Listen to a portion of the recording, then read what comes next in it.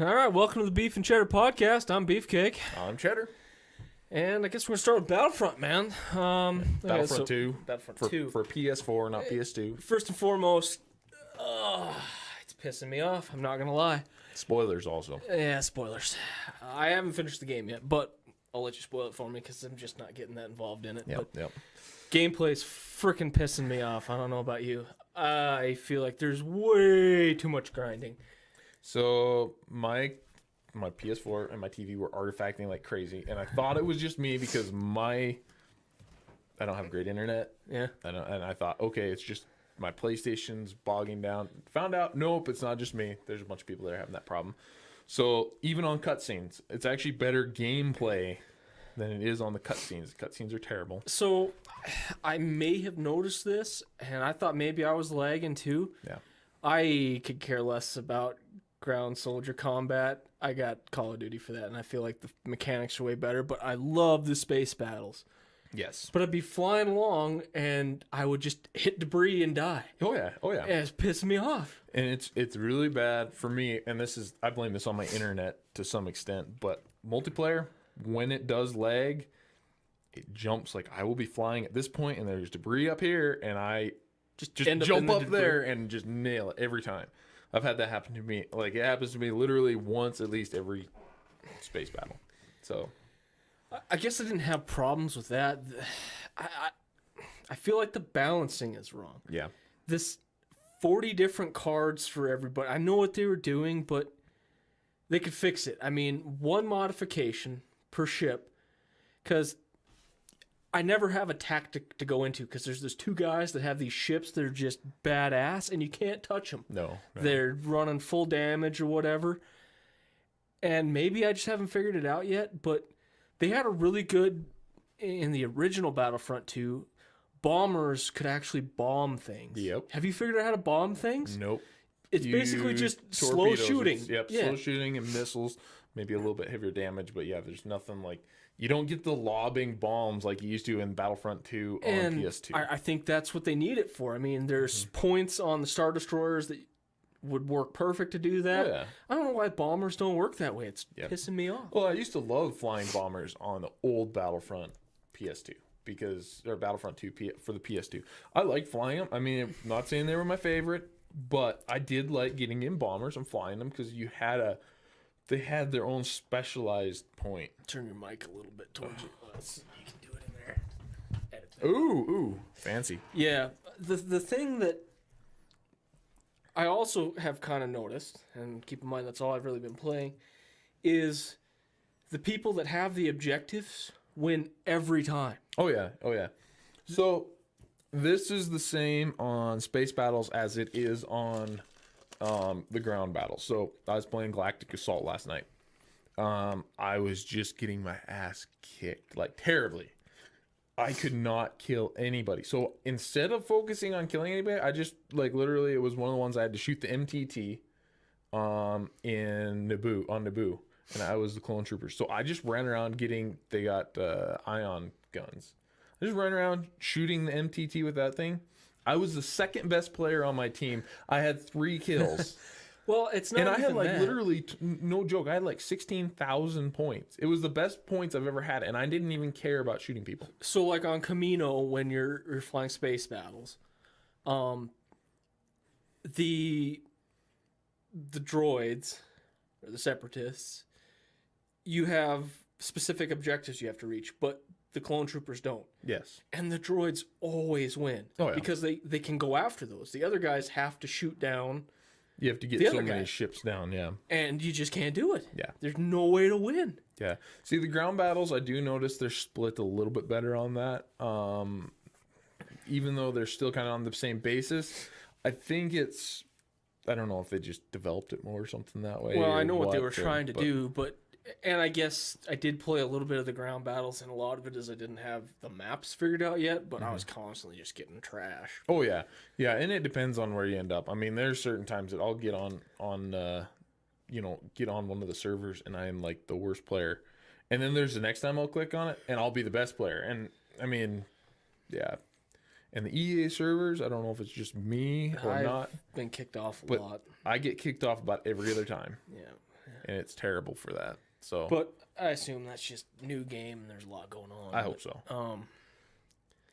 And the story I just can't get So on. I got to get into the story a little bit, and this is where I'm getting distracted, so you can go ahead and do it because Assassin's Creed I've had a lot of fun with, and maybe we'll talk about that a little bit. And Horizon Zero Dawn I had to get finished so I could get the game back Frozen to Wilds. you. Yep, Frozen Wilds. I've already beat the game, but anyway, yeah, I've been preoccupied with those, so I just can't get the story wasn't compelling enough to pull me away, so I haven't even done it yet. So, on terrible Star Wars stories, there's something I need to know a Star Wars story, whether it's good or bad. I was really pissed off with the way they went about it. So, I kind of assumed every single Star Wars story seems like they have to go to the light side. You know what I mean? I mean, like, it's always focused on from the good side. And I really had hopes, because I heard interviews with, like, the guys who wrote the stories, all that stuff. I really had hopes that they were going to keep Iden Versio, she's the main character you play as. I was really hoping they're going to keep her as an Imperial sympathizer, to where it would go through and you would stay an Imperial and even lead into, like, how the First Order kind of came to be. I had a theory that she was actually Phasma. No. But yeah, apparently that's not. I was hoping she was going to become Phasma That would've been and cool. be the badass, because I understand in the new movie, Phasma's supposed to be an actual badass in this movie. I hope, because the last one was terrible. Yeah. She was horrible. That would have been cool. But so basically, I guess to kind of go through the story. To me, it's terrible because they could have done a better job of making her. So you start out with her as on a rebel ship. You're captured, right? Mm-hmm. And you got to escape. And basically, I hate the little droid thing. I've played it 3 times. I played the campaign mode twice all the way through, and I've gone back. I'm actually replaying it again to get all the little objective things. And I hate playing as a little droid because it's just annoying. The controls feel weird. It feels kind of pointless. So on that one, anyways, you go through and it's really easy. I've been on the soldier mode and I haven't bumped it up just because right at the moment I haven't had the need to.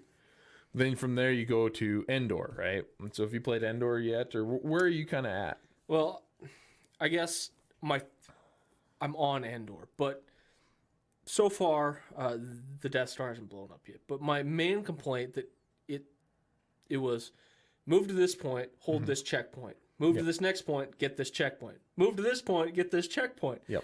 I'm freaking tired of getting checkpoints. Let me do something. So that is the way the entire game is. And that's what I assumed was going to happen. Yes. So what happens here is you go through. So it's basically a 3-4 hour campaign. Is about how long it takes. So once you're on Endor, when the Death Star blows up, then you get off Endor. You're in a TIE fighter. You fly out through the Death Star wreckage. Basically, then you just shoot down ships. And what's really terrible is it isn't like, at first it's cool because you're flying a TIE fighter through the Death Star's wreckage. It's kind of cool. It's like, oh, this is awesome. It's probably, that was my first moment. I was like, this could be a really cool deal. You know, it just took a little while to get going. And then it's like you shoot these ships down. And then another wave of ships. Oh, you gotta shoot these ships down. Then another wave of ships. And it's just the same thing over and over and over again. Instead of like, oh, shoot these ships down, fly over here, you gotta do this, this, or this. No, there's no point. You're just shooting down ships. See, what I was really hoping for out of this story, to be honest, is I was hoping she was going to either become Phasma or be Phasma's trainers. So I was kind of thinking that they were going to take some of the Star Killer stuff and they were going to be like, okay, we're a disenfranchised, elite level group of fighters.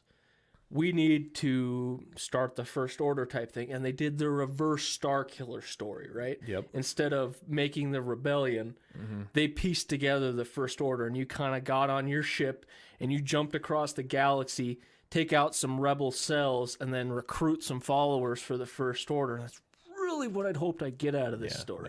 No, not even close. Because, so basically you're on Endor, right? You do that deal. And right after you are in the ship, you're flying around, and you have to, then you go to one of the Imperial shipyards, and you save one of the Imperial Star Destroyers. And it's carrying this new weapon. I'm trying to remember what it's called. It's, I think, Operation Cinder. And it's basically a bunch of little satellites that blow up a planet. So then you go to your home planet, and they're destroying your home planet because the Emperor, he's died, but he's got like this Sentinel droid there that's explaining, okay, here's the deal. You guys got to follow out Operation Cinder, and here's your targets and all this stuff. So they go to her home planet, and they get to her home planet, and they're basically destroying the home planet, but she's got to save one person who was the trainer for her and the other two people of that, I'm trying to remember now, the Infernal Squad. She then eventually later on becomes a trainer for the First Order troops. So anyways, while you're down on the ground, you're saving this one lady, and then you decide to save all these other people, and that's how you go to the light side, because the Empire somehow wronged you, and so then you're on the light side all of a sudden, and it's like, okay, I get that maybe blowing up your home planet would be terrible. I'm not saying that it wouldn't be, but to just all of a sudden just change, it just felt really like, oh, we've got to become good guys now, and it's like, I was really disappointed with that. And at first I was hoping that, because for a while they didn't really commit to being a part of the rebellion. They were like, oh, we'll go fly these X-Wings and help you guys for this one mission. And then we're going off on our own. And I thought, okay, at least if they go off on their own, maybe they could kind of fall in that gray area. We're not the rebellion, but we're not the Empire. And then they could go to the First Order, or then they could become this separate faction, maybe of mercenaries or something. No, it's like you do the X-Wing, and then all of a sudden you're a part of the rebellion. Full on. And the other thing that disappointed me is this was supposed to fill like a 30-year gap, right? Yeah. It literally, 90% of it takes place in the first 5 years, probably maybe even 3. And then all of a sudden you just jump from that point to just before The Force Awakens. And I just was disappointed. Yeah, it upsets me. And the gameplay just couldn't keep me entertained, so No. I couldn't even get into it. No, I played it through. So I got the game right away on that Tuesday, buying the Elite Edition. Mm-hmm. I started playing it a little bit that night. I had it beat by, I think it was that Thursday, because just playing a couple hours here and there. So I had it beat by Thursday night. I played a little bit of multiplayer then Friday, and then my brother came over on Saturday. Got to talking about it, and we said, hey, why don't we go ahead and play campaign again, so he would know the story, because he was asking me, and I thought, you know what, instead of trying to explain it, it only took a few hours. We sat down and beat it in like 3. Cool. I mean, we'll see. Oh, I'd like to see an expansion of the multiplayer offline stuff. Yes, for sure. I want to see, like, they came out on the last Battlefront, they came out with that skirmish. Mm-hmm. I want to see that, because that was really fun. I like being able to play co-op, but with a bigger map. Yep. I'd like to see the heroes and villains thing moved over there. I don't play that a lot, but every once in a while, it's fun just to run around with lightsabers and just kill each other. So it is for sure, but I want it to be like the old school heroes and villains where you have computers fighting. Oh yeah, for sure. That, I mean, you and your buddy can be. Yeah, I loved that on Mos Eisley before, where you could just run around. It was great. Having jumping crap pisses me off. Yes, too. I want the double jump. Push X twice. I don't want to hold X and like float. I want to be a Jedi and like do awesome flips and shit. I don't know why that's not part of it, but whatever. Yep. No, for sure.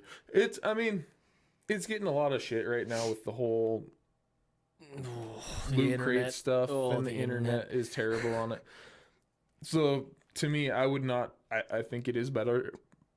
There's things that I hope that they bring over from the first Battlefront in this series, like the skirmish deal. I hope that gets brought over. Some of there's a few of the things that I just hope do come over from that.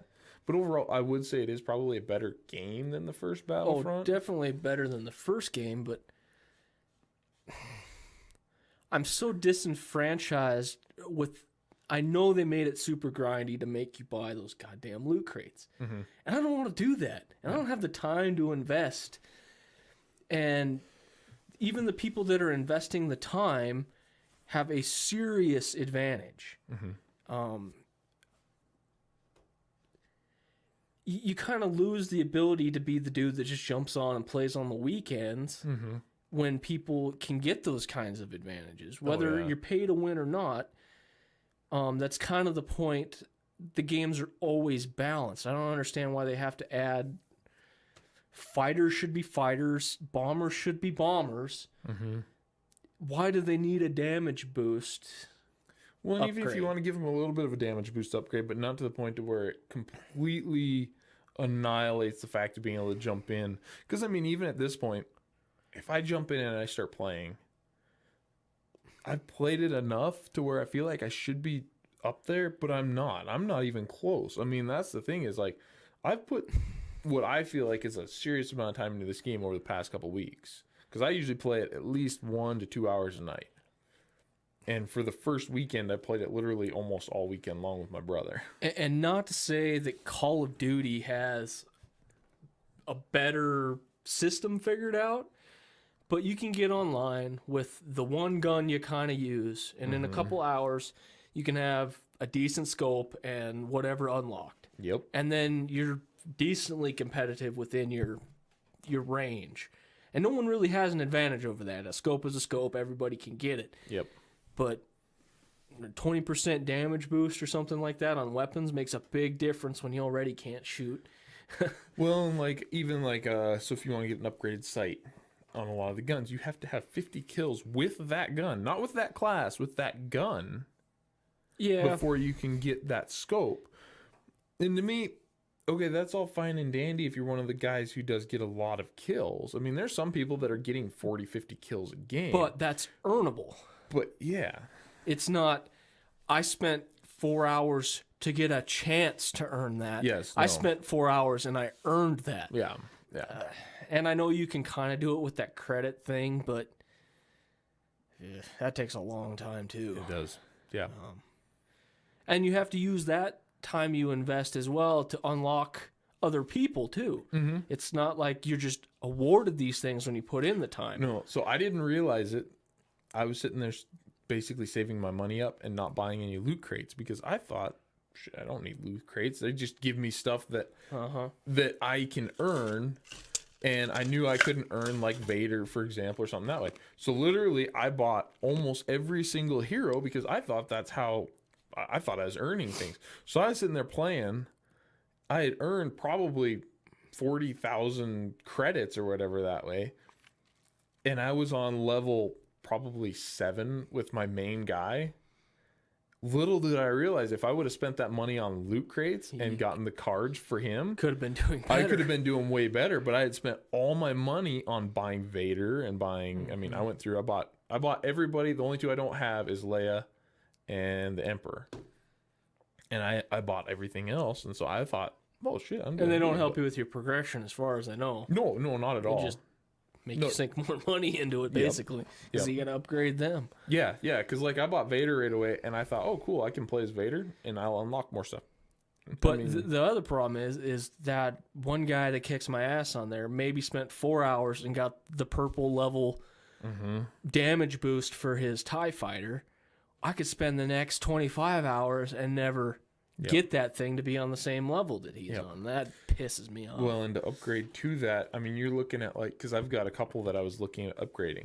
If they're blue level or something, I'm trying to remember. Blue level is like 160 of those crafting points. Yeah. And if you if you want to upgrade to the level above purple, it's like 480 crafting points. Holy shit!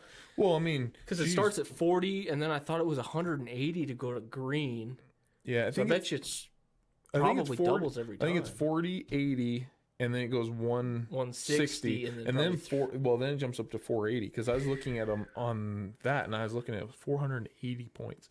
Because I wanted to upgrade one of my cards on one of my main guys. I thought, you know what, I'm going to just upgrade this card because I like this card, and it was one that I happened to get, and yeah, 480. See, that's the only reason I've got my. There's the fighter class. What's the middle one? Interceptor class. I happened to luck out and get a green tier card on one of my first pulls.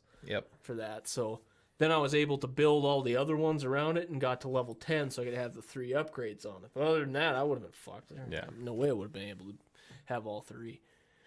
No, for sure. I don't know. It pisses me off. So yeah. Yeah.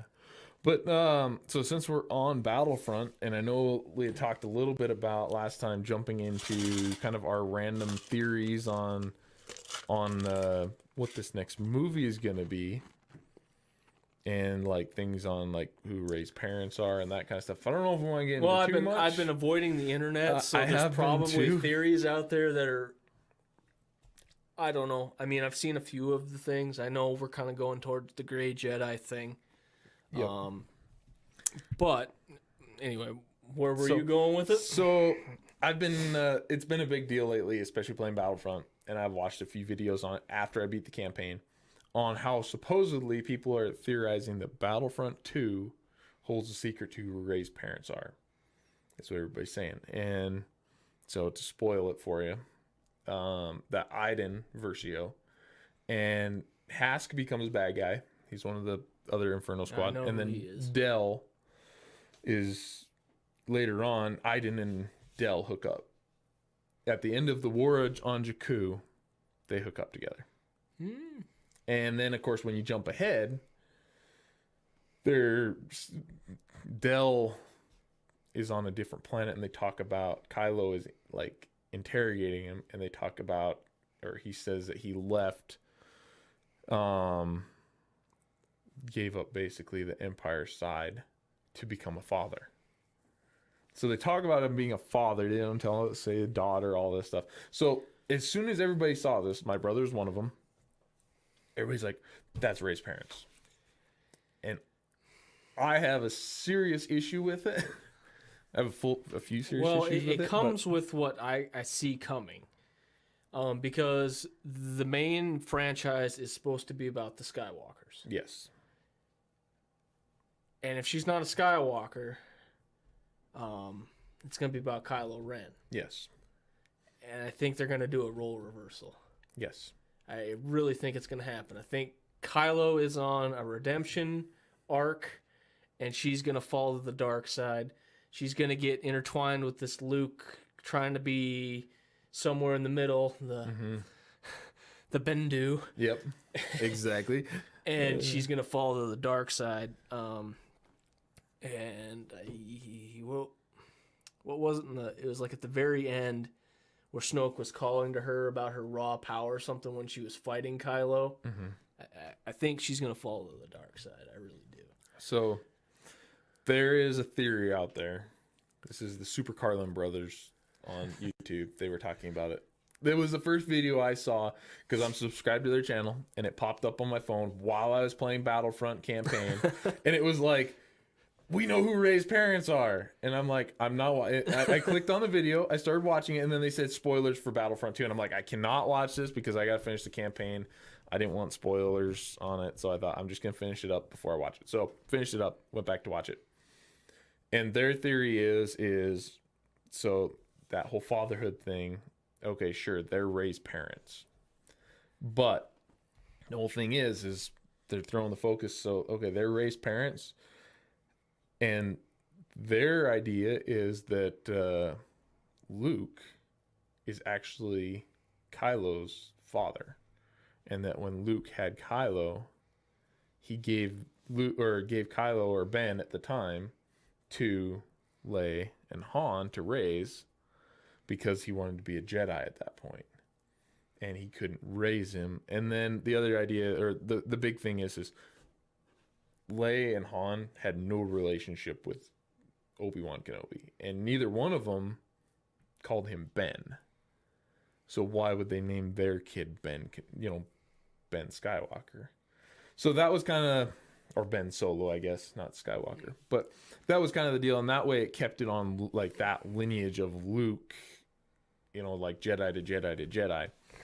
I don't know if I'm completely sold on that. I don't know that I'm sold on that at all. And I'm not sold on Iden and I'm not Del sold on that being either. Ray's parents. Because, so I remember... I think Disney would have been a little more...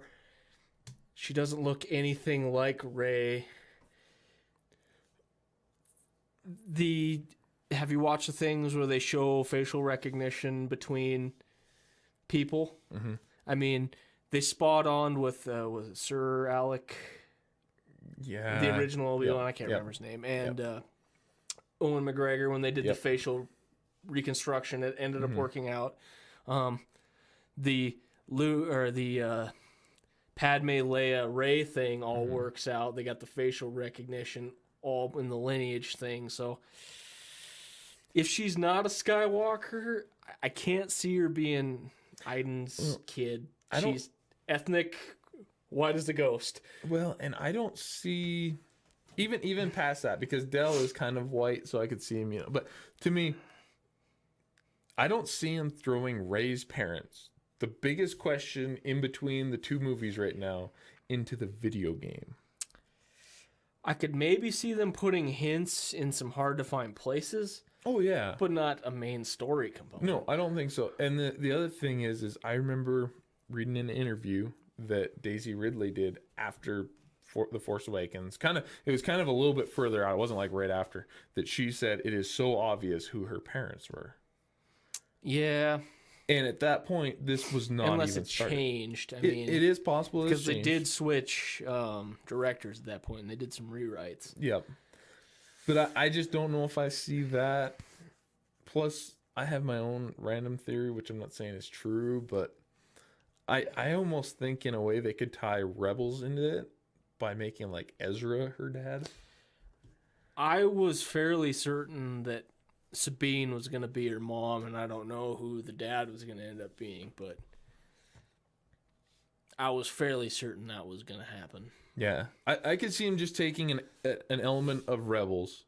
And the only reason I said Ezra is kind of flirting on that light and dark side, and I could see where they have like a side story of where Luke met Ezra, and he's the one who scared him, and he's seen that power only once before, like they said in the trailers. I could see that maybe being something that could He's possibly going to get have thrown out to of there. grow some nads in this next season to be that bad guy. Well, I'm saying not from that Well, season. I'm saying like in the future. Like, do you think even Rebels further is going to go that far forward in time? on. No, I don't. I think though what I think they could do is they could end it, and they could leave that gap, and then they could fill it in with one of their Star Wars stories. Because I don't know. I don't think Ezra's going to make it out of season 4.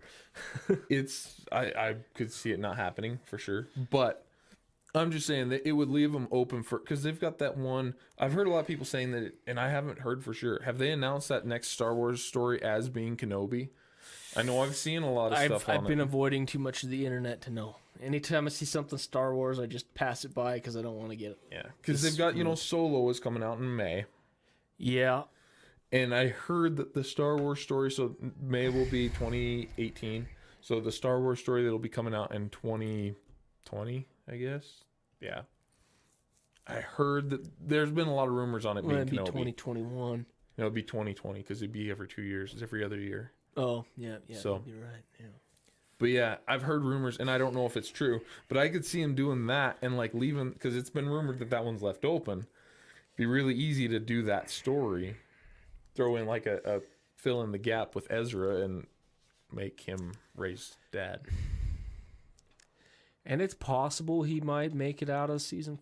I think it's going to be a massive kill off because Oh yeah, I don't think they're going to kill off Hera, but I think she's going to have to be a broken woman because she's basically running the Starfleet right now. yep, So, and she's not mentioned at all, and I realize it's retconning, but they're basically either going to have to kill her off or make her mentally unstable. yeah, for sure. So she can't run the fleet anymore, but I don't know. It's not going Yeah. to be a family-friendly season of Rebels, I think. Yeah, no, I don't think so. But I could see, to me, that's where they could do a big kill off. They could have a whole bunch of them die, and Ezra like just flips out, goes to the dark side, and just disappears out into like the outer rim or further or something that way. And later on comes back in, to the point where it could work. I'm not saying it's for sure, but that's just a general thought I've had. But I do like the idea of Sabine showing up in the new movie. That'd be cool. Yeah, I think she'd be a good addition. I don't know what they're going to do without Leia, but I'm sure that's part of the rewrites. I mean, I doubt they're going to do CG on her, so I imagine they killed her off. Yeah, I imagine so. Unless they do the whole deal where she's killed off screen, like between the two movies type thing. That's a pretty big character to just write off. It is, but I could see him doing it. Either that or, first part of the next movie, it starts with a massive space battle like episode 3 did, and her ship she's commanding or something, her capital ship gets blown up, and they do a little bit of CG there, but yeah, they got to do something. Because I don't know any other way short of killing her off. Yeah. You never know unless they happen to be shooting any of the other scenes for the next movie, and then when they change stuff, they might hold some of that over. The only other thing I think they could maybe get away with is they moved her back to a back location and she's doing the hollow screen thing. Yeah. And that could be done pretty reliably with CG and then piece together whatever lines they can from other audio. It's possible. It's possible. I don't know. But yeah, no, I'm pretty sure she'll die. For sure. I hope so. Makes it way more interesting. It does. You got to kill off the good characters. Yeah, it is. It's true. What else? Oh, I'm trying to think of anything else, really. I'd say keep focusing on your Assassin's Creed. I hear that story's way better. I'm smitten with it now. Yeah. I didn't start off that way. I've heard a lot of people say that. I was a little upset that they didn't stay with a little bit more classic formula. Mm-hmm. But the only thing that really saved it for me is I'm super into the old Egyptian shit, the pyramid stories and, Raiders of the Lost Ark stuff. And just being able to dig through the pyramids is enough to keep me interested. And I don't know, they've got some nice touches that really make it, for someone who's a fan of the series, they have some things here and there that normal people wouldn't catch, but you do, and you're like, you clever bastards. Yep. I mean, the other day I was riding through the desert to this stupid place to find you got to find these constellation things, because at the bottom of the Sphinx, there's this place where you get the end game armor like every other one. Okay, right? But you have to go to these constellations to get them to light up, essentially. And I'm busting through the desert, and you can have mirages. And all of a sudden I look over, and there's a burning bush out there in the middle of nowhere. You dirty bastards. Oh, that's clever. That's pretty good. And the way they tie into some of the stuff historically is kind of neat. And if you're an alternate past kind of guy, if you're not necessarily sure that the written past that they tell us right now is exactly how it works out, especially if you get into things like Göbekli Tepe and things like that, and if you know anything about the possible Sumerian ancestry, this actually kind of ties the did you ever finish all 3 of the Ezio series? I haven't. I've got all 3 of them. So, but I haven't finished all 3 of them. If you do those, and if you finish the 3rd one, you find out that Adam and Eve were a creation of the original gods, like basically the Greek gods, and there's those I forget their names, who you're kind of fighting with during the first 2. Anyway, they create Adam and Eve, and they're kind of split genetics between straight humans and these gods. And that's how Desmond, he has some of their DNA, so he can survive in the Animus longer because he's got some of their DNA. Well, they escape from Eden, which is this big building that's all gardeny, right? Yep. And Eve actually starts the rebellion against these guys. Oh, okay. And some of the Sumerian stuff talks about this original alien gods that kind of come and meld the human civilization, and it kind of ties into that. It's kind of neat. Huh. I don't know if they researched it and kind of put it in to be assholes and piss people off or not, but it's kind of neat. Yep. But I don't know. No. I like the combat mechanics better now. Do you? I got them figured out. Do you like them better than the original ones? I don't have to. I felt like in the original one there was a little more of you need to be sneaky and kill this guy. Yeah. But unless I was under leveled, I could just walk in there. Yeah. But that was one thing about the other games. You could get 10 guys around you, and as long as you could hit your buttons in the right order, you were unstoppable. You could kill everybody. Yeah, that's not the case. You can maybe do that with 3 or 4 guys, but as soon as a couple archers walk in, well, you're fucked. Yeah. There ain't no surviving that. Especially if you're playing on hard. And I don't know, I like the combat. You gotta be a little sneakier. Yeah. And graphically, it looks amazing. I think taking the extra year was a good thing. And there's a lot of content. It's a big open world. It is. It's it a takes huge a amount. long time to get around. So the only thing I wish they'd fix, they tried. I wish the enemies would level up with you. There's definitely some end game areas that are difficult to get through, but you can go back to Alexandria and just dead, okay. and just walk through them. And so I wish they'd do a little bit of scaling there. Maybe if you beat the game or you hit max level, everybody just moves to your level. Maybe, yeah. That'd be cool. I like that they currently have a glitch that lets you get around the microtransactions, which is nice. So I've been taking advantage of that. All games need to have that glitch. Yeah, it's handy. So I've got a lot of the best weapons, which is nice. I don't know. I'm enjoying it. And then Horizon Zero Dawn, the Frozen Wilds. Holy tits. Like, hard? Ow, you just raped my asshole hard. I mean, the first second you walk into that place, they throw you a half beat down one of the new monsters, and you're just going, what the hell just happened? Huh. I mean, you're taking on Thunderjaws, and you're cool. I mean, you can handle this. And you walk into this place, and I was already, level 50, not the new max level, just flattened me on normal. What the hell just happened? Wow. I mean, it is a huge leap in difficulty. I still haven't figured out how to beat those stupid fox things. So there's these weird things that heal. Okay. They're no big deal. Yep. There's this bear-looking thing. I've seen There's an pictures ice of the bear. version of him, and then there's an end-game fire version of him. The ice one is fairly easy to take out once you figure out his movement pattern. Yep. The fire one is just a damage soak, which pisses me off. I hate that in games. Mm-hmm. That's why I never play on hard in Horizon. It's not that they make it more difficult. You just have to spend more resources to beat the stupid thing. Yeah. If I give you any advice, spend some time and find that blue gleam.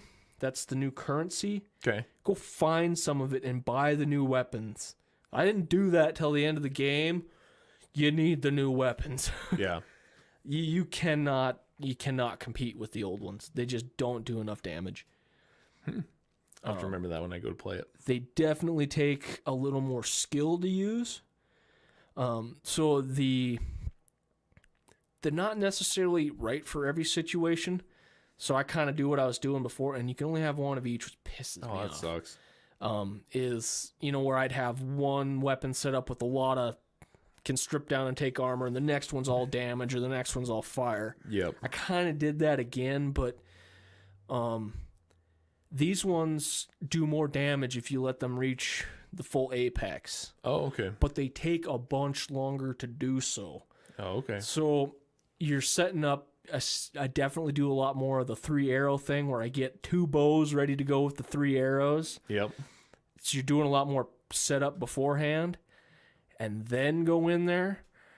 But yeah, there's the fire fox thingy. I don't know what it's called. A scorcher. Oh, okay. Still can't. I have no easy way of taking, I shouldn't say easy, a consistent way of taking one of them out. Yep. It just rapes me every time. Yeah. Oh, maybe Yeah. I'll let you play it a little bit tonight and see if you I'll can have to try handle it at some point. The story's okay. It's neat. It adds something that the game didn't have. It wasn't life-changing by any means, but I don't know. If I had to rate for an expansion, I'd probably give it an 8 out of 10. And playability was great. I mean, the world it added was really neat. A lot of stuff to see. Yeah. Oh, maybe we'll play that tonight. I have to After try a that. little bit. Yeah. For sure. I don't really have much else to say about the game. No. The new armor just pisses me off. Yeah. It didn't really add anything. It just gives you an extra expansion point. Okay. And you don't have it yet, but I've got the end game armor, which is absolutely essential. I'm almost to the point to where I had that, I think. I think I need, I can't remember what I need. I need one more power cell or something. It's not even that I need it for the battles, which, don't get me wrong, you kind of do. But I feel like there's a lot of ups and downs, and you'd fall off something, and you'd burn through that half of your health. I would have died every time if I didn't have this thing. So, I don't know. Maybe that's just me trying to go the wrong way, but it helps. I don't like having to reload constantly because I fell off of a little bit too tall cliff. Yeah, no, for sure. I agree. And do you have the skills where you can repair... I don't know when they added this. I just happened to notice it. Like, you can repair your mountain stuff. I don't know if I do. Okay, so they must have added a new skill tree. Yeah, they must. I know they did add a new skill tree because they were talking about it. Okay. So I'm apparently just going to have to beat the game another 30 times to unlock all my skills, which is annoying, but whatever. You can do it. And it took me, I don't know, I was probably 3/4 of the way through it to max level again, so I don't know. I think they give you too much EXP for killing things. Yeah. You get like 10,000 for taking down one of those fire bear things. Okay. So a few of those, and the new Thunderjaw's a bastard. Yeah. Holy shit. Those weird flowery things, I don't know what to call them. Metal flowers? They up the health by another 50% or so. Okay. So you can't do your quick kill thing, right? Where you blow off your two things. Yep. And well, it takes, I think my bow that had the full piercing thing, it took 4 arrows to blow one of those damn things off. So I get both of them off, only takes him down to half health. So then I actually had to do some tactics and kill him the right way. Well, that sucks. I was using that quick kill thing almost all the time. Yeah, there's a couple new weapons that are actually kind of neat for that. So fire is basically worthless anymore. Oh, man, I loved fire. It works for some things, but now everything, you basically have to freeze and do it that way. It's way more powerful than the fire, which sucks because I never can get enough of the freezing stuff, so I'm constantly buying the fire resources. stuff, I always had fire stuff. Yeah. So I'd get fire arrows, and I remember, like, there were times if I just got annoyed with something and I couldn't kill it, I'd just literally just start launching fire arrows at them, and I'd go through like 60 of them, but I'd kill something. And see, that's where that damage soak thing becomes a problem. So I could take my bow for freezing things. Yep. And I got it full freeze, and I could do 4 arrows into a Thunderjaw and be frozen, right? I must have put 10 or 12 into this damn Fireclaw thing before it would freeze up. And make it more difficult, don't make it a damage soak. Yeah. I hate spending resources. Yeah. I agree. Not that I have to worry about it. I got plenty of resources, but yeah, it just takes away the tactical side of things. It more becomes just you have to spend this much to get it. You can't. Well, that was the other thing. One of the things, not to spoil it for you, but you have to go kill a bunch of the Fireclaws as a quest, right? Well, one of them, I'm just buzzing along with this, and you had to kill 6 of them. And I got a 6 kill thing, but I must have killed them somewhere else too. Okay. So you still have 1 more to kill. All right, so I go get my normal amount of stuff. I kind of got it figured out now. I go to the spot, and there's 2 of the damn things, and they just attack me. Well, then I ran out of resources halfway through, so you're just sitting there arrowing them for 20 minutes until they died, 20 damage at a time. Mm-hmm. Yep. Damage soaks. Piss me off. Yeah, you got anything else to add? Not on that Short front. of you need to play it. Not on that front. Yeah, I know I need to play it. I got to get back to Horizon. I've been playing Battlefront. I've been enjoying the multiplayer. That's what the game is built for. It's not built for a Basically, campaign. yeah. It's still a multiplayer. So I've been playing on multiplayer a lot. Okay, well, Yeah. I guess we'll call that a podcast. Yeah, and we'll probably be back right after The Last Jedi to talk about our Well, How Star Wars wonderful. stuff, but I got more to talk about next week if you're down to. Well, You're down I'm to do it. down for that. So Kind of been also thinking about doing one for music and getting a third person, but I don't know. okay. I'm getting there. I'm getting there. Yep. So make sure to subscribe, people, and if you want, you can follow us on. You got an Instagram now. Do I I seriously? think you do, don't you? Oh my God! Did you start an Instagram for me, or is someone No. stalking me on the internet? I didn't start an Instagram for you. I thought though I got a notification that you had started an Instagram. You can find me on Instagram. Uh-oh. It's ChetMotoX. All right. Well, we'll call that a podcast. Thanks for watching, homies. Have fun. See you later.